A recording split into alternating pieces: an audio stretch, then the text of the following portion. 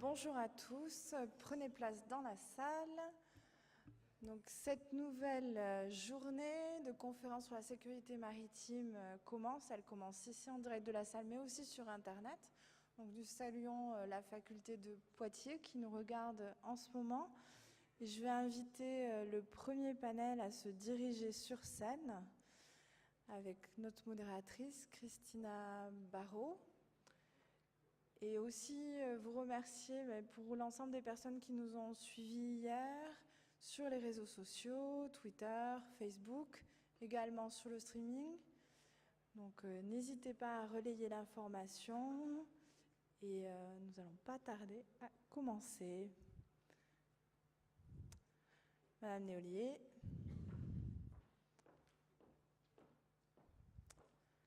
Monsieur Boisson, Monsieur de Barsac, Monsieur Beurrier et Madame Nittard, et je laisse la place à Christina Barrault.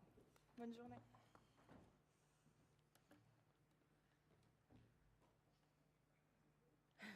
Oui, allez-y. Je ne sais pas si j'ai une place pour moi.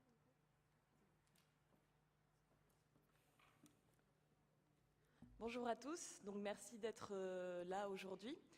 Nous avons beaucoup vu hier, nous avons beaucoup parlé de l'accident du Prestige, des possibilités d'indemnisation. Nous avons beaucoup parlé des marées noires. Aujourd'hui, nous allons nous orienter pour ce premier workshop sur les risques émergents. Nous savons que le transport maritime est un mode de transport en pleine expansion, mais qui peut engendrer également beaucoup de risques, dont certains sont dits émergents, bien que l'on sache qu'ils existent depuis de nombreuses années, mais qui sont surtout pris en compte ces dernières années. Je vais appeler au pupitre Marie-Amélie Néolier, qui est la coordinatrice du bureau Bretagne, qui a été témoin de premier plan de l'échouement du TK Bremen et qui a accompagné les bénévoles dans leur démarche vis-à-vis des médias, du grand public et des décideurs. Donc le TK Bremen, je pense que tout le monde se souvient de l'accident, de l'échouement de ce navire, et je pense qu'elle va en faire un petit résumé, donc je lui laisse prendre place.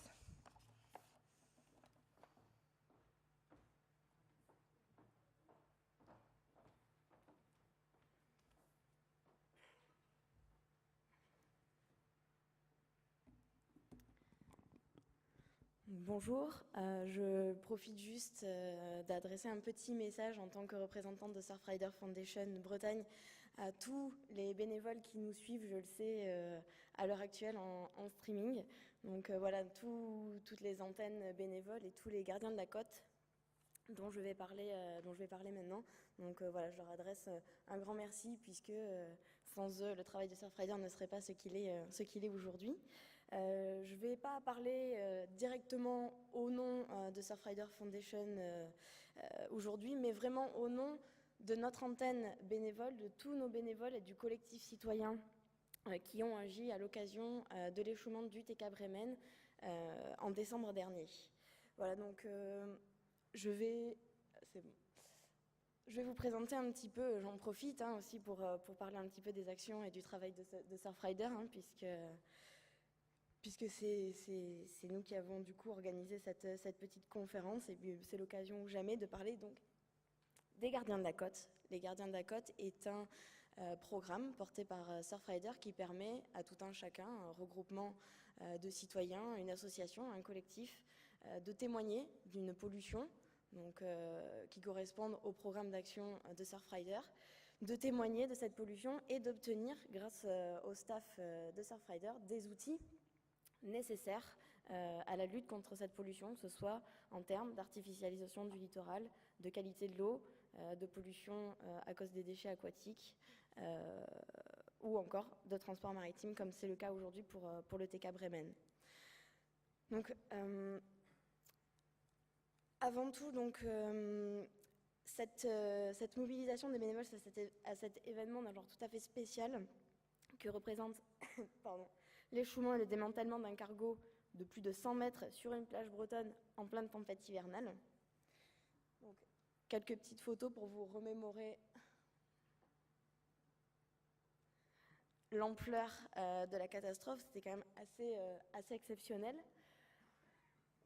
Donc c'est dans la nuit du 15 au 16 décembre 2011, pris dans la tempête Joachim, que le cargo maltais TK Bremen, qu'on peut voir donc sur le PowerPoint, en provenance d'Ukraine, quitte le port de Lorient pour se mettre à l'abri de l'île de Groix en attendant de reprendre sa route vers l'Angleterre. Malheureusement, tentative vaine que cette tentative de se mettre à l'abri, puisque le cargo s'échoue sur la plage de Kermigny, à Erdeven, dans le Morbihan, en Bretagne, à proximité de la riad d'Etel, qui est un site très vulnérable, donc particulièrement sensible de par sa nature et de par les activités qu'elle abrite. Donc, de suite, l'armateur du cargo est mis en demeure de prendre les dispositions nécessaires pour faire cesser les risques liés à la situation du navire par le préfet maritime de l'Atlantique. Le 20 décembre, au vu de l'état de la coque, une décision majeure sera prise, c'est-à-dire de démanteler sur place ce cargo de 109 mètres, directement sur la plage. Donc cette décision, certes nécessaire, va soumettre cependant la plage et l'environnement marin proche du navire à des risques de plusieurs natures. Pollution par hydrocarbures, rejet de matériaux directement dans le milieu liés au démantèlement et aux travaux de déconstruction, ou encore gestion du site face à la grande curiosité des gens et à l'afflux de centaines et de centaines de personnes directement dans les heures qui ont suivi l'échouement. Donc autant d'aléas qui vont rendre vulnérable ce site particulièrement fragile, ce site Natura 2000, et qui vont déclencher donc à la fois l'inquiétude des pouvoirs publics, l'inquiétude des citoyens et notamment la vigilance de Surfrider et de ses bénévoles. Donc la gestion de la multiplicité des risques encourus par le milieu et également les risques qui ont pesé sur les activités vont engendrer de nombreuses questions qui sont toujours en suspens à l'heure actuelle et qui ont largement contribué donc à la mise en place d'actions concrètes par les bénévoles et par Surfrider. Donc je reviendrai un petit peu dessus après. Donc je vais passer un petit peu au crible les diverses pollutions qui ont pu impacter ce site et voir en quoi l'action des non-professionnels, l'action des bénévoles, du groupement de citoyens a pu se heurter parfois à des problèmes d'information ou de communication, mais aussi en quoi la gestion dans l'urgence de ce démantèlement a nécessité aussi des prises de décision de la part des autorités publiques et les difficultés qu'il y a eu d'allier les besoins d'information et de communication des non-professionnels et les prises de décision des autorités.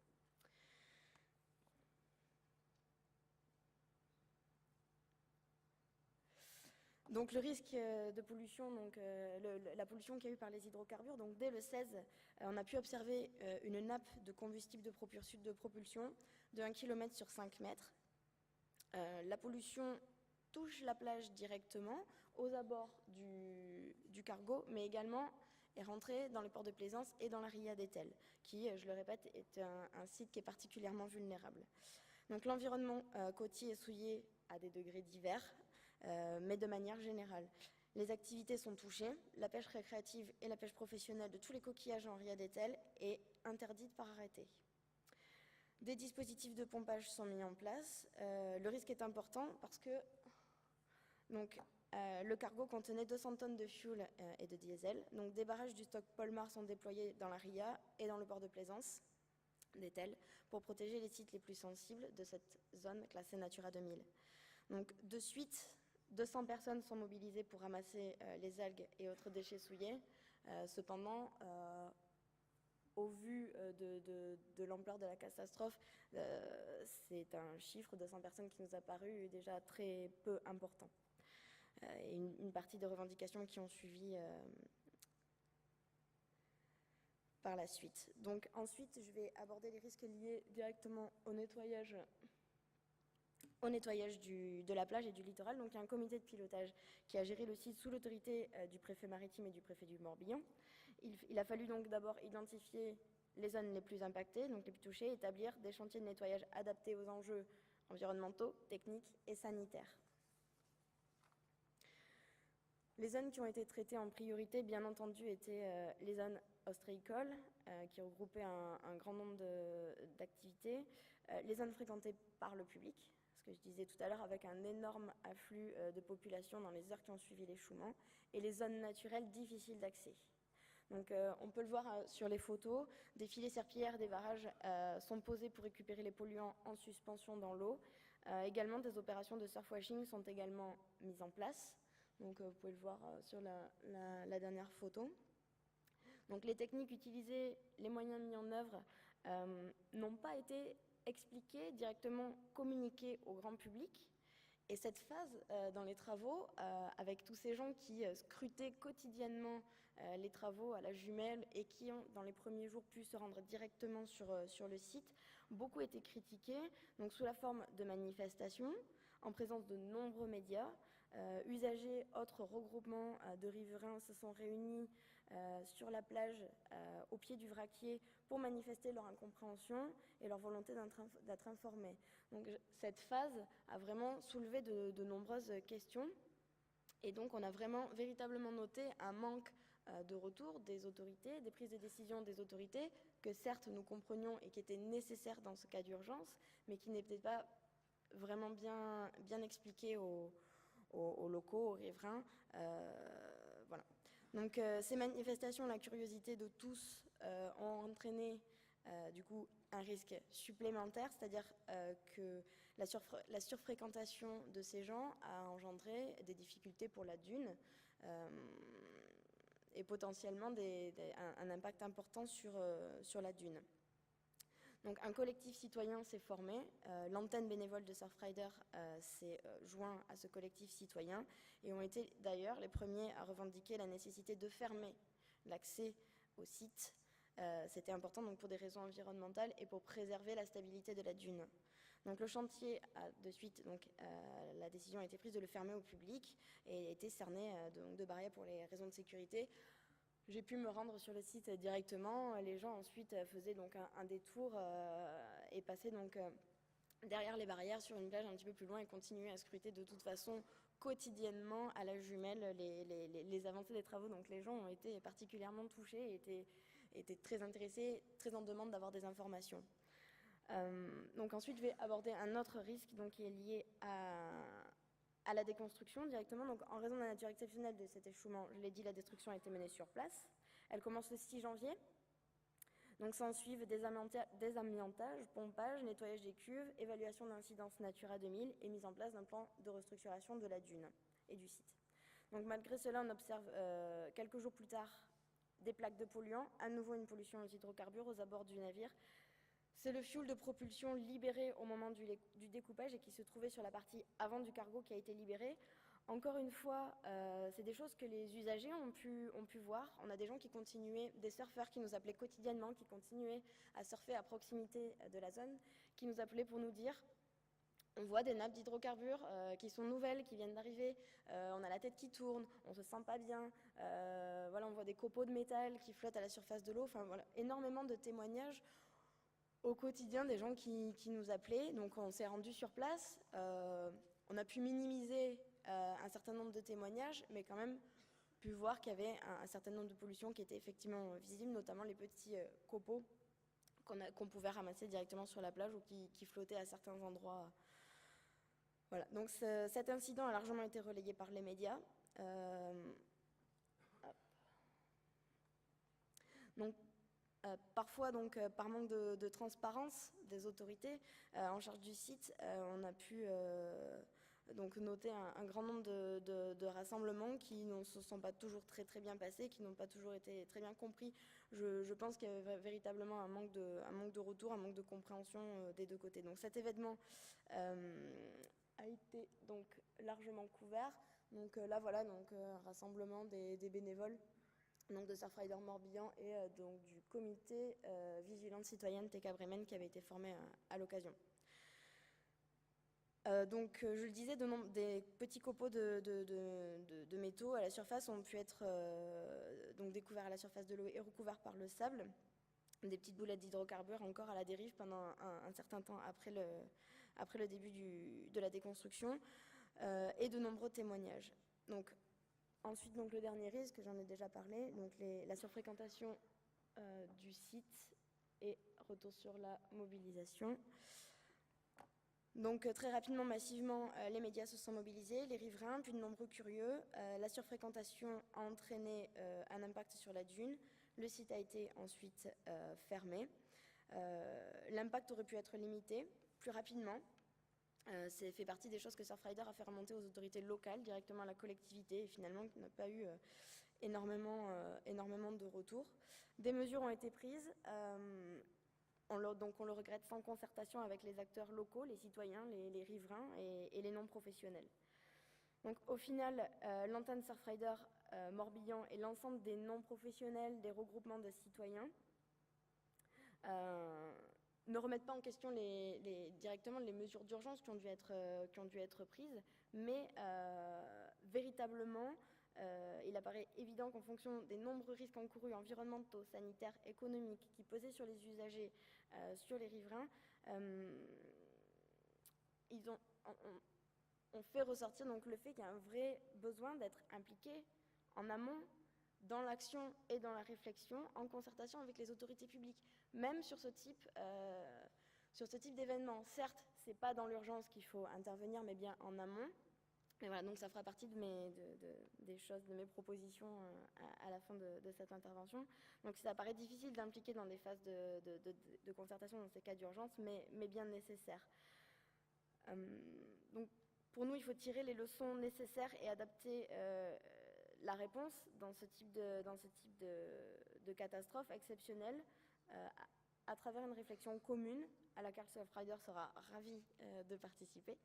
Il s'agit de mettre en place donc en amont, en prévention, des guides adaptés comme initié dans le cadre d'Arcopol, on en a longuement parlé hier, mais qui permettent aux non-professionnels d'avoir un rôle, une place bien déterminée lors de ce type de catastrophe. Donc pour nous, les aspects de gouvernance et de gestion intégrée, eu égard à ce type de catastrophe, ne doivent pas être oubliés. Les non-professionnels ont un véritable rôle, ont une véritable place en termes de gestion intégrée sur le littoral, dans l'action, dans la réflexion. Je le redis, c'est très très important pour Surfrider, c'est très important pour nous, notamment en Bretagne.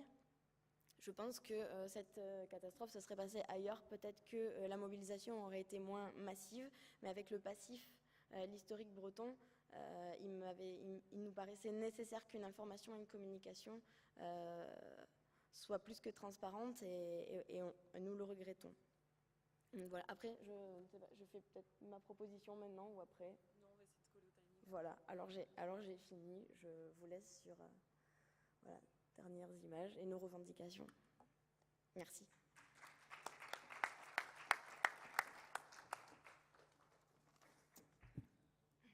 Donc, comme hier, nous avons eu beaucoup de retard. Aujourd'hui, je vais être interrétable sur le timing.